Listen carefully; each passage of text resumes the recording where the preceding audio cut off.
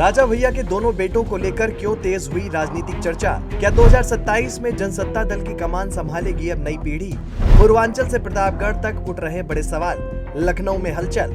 राजा भैया का अभेद किला अब किस बेटे के हवाले होगा? क्या पिता की विरासत संभालेंगे बेटे? वीडियो में जानिए पूरा सच। सियासत की सबसे मजबूत विरासत वही होती है जिसे जनता अगली पीढ़ी तक भी स्वीकार कर ले।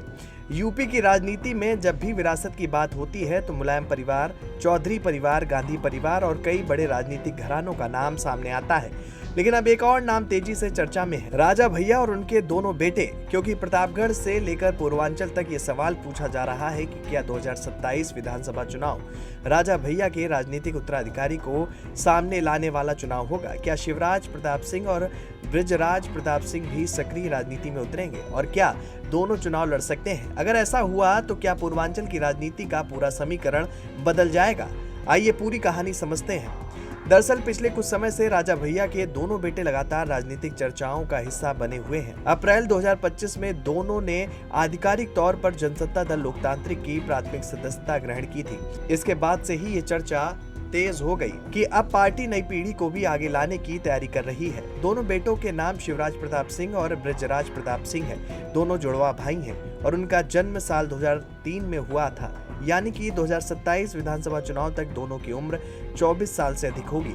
कानून के अनुसार विधानसभा चुनाव लड़ने के लिए न्यूनतम आयु 25 साल होती है और ऐसे में अगर चुनाव निर्धारित समय पर होते हैं और उनकी आयु पात्रता पूरी करती है तो वे चुनाव लड़ने के योग्य हो सकते हैं। हालांकि अभी तक राजा भैया या जनसत्ता दल की ओर से किसी भी सीट या उम्मीदवारी को लेकर कोई आधिकारिक घोषणा नहीं की गई है। राजा भैया की राजनीति को समझे बिना इस चर्चा को समझना आसान नहीं है। 1993 से लगातार कुंडा विधानसभा सीट जीतते आ रहे राजा भैया यूपी के उन चुनिंदा नेताओं में शामिल हैं जिन्होंने बिना किसी बड़ी राष्ट्रीय पार्टी के अपना मजबूत जनाधार कायम रखा। बाद में उन्होंने जनसत्ता दल लोकतांत्रिक का गठन किया और आज भी प्रतापगढ़ व आसपास के क्षेत्रों में उनका प्रभाव माना जाता है। राजनीतिक जानकारों का मानना है कि यदि भविष्य में राजा भैया अपने बेटों को चुनावी मैदान में उतारते हैं तो ये सिर्फ एक सीट का मामला नहीं रहेगा। इसका असर प्रतापगढ़ के साथ कौशाम्बी, प्रयागराज और पूर्वांचल के कई इलाकों तक दिखाई दे सकता है। समर्थकों का मानना है कि इससे जनसत्ता दल को नई ऊर्जा मिलेगी, जबकि विरोधियों का कहना है कि केवल राजनीतिक विरासत से चुनाव नहीं जीते जाते।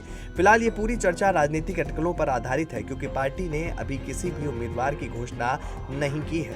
अब सवाल यही है कि क्या 2027 राजा भैया की राजनीतिक विरासत का नया अध्याय लिखेगा? क्या शिवराज और बृजराज पहली बार चुनावी मैदान में उतरेंगे या फिर राजा भैया एक बार फिर खुद कुंडा से चुनाव लड़कर अपनी पकड़ कायम रखेंगे? इन सवालों के जवाब अभी भविष्य में छिपे हैं, लेकिन इतना जरूर है कि पूर्वांचल की राजनीति में राजा भैया के बेटों को लेकर चर्चा लगातार तेज होती जा रही है और आने वाले महीनों में जनसत्ता दल का हर कदम यूपी की राजनीति के लिए अहम माना जाएगा। Desk report, JMD news.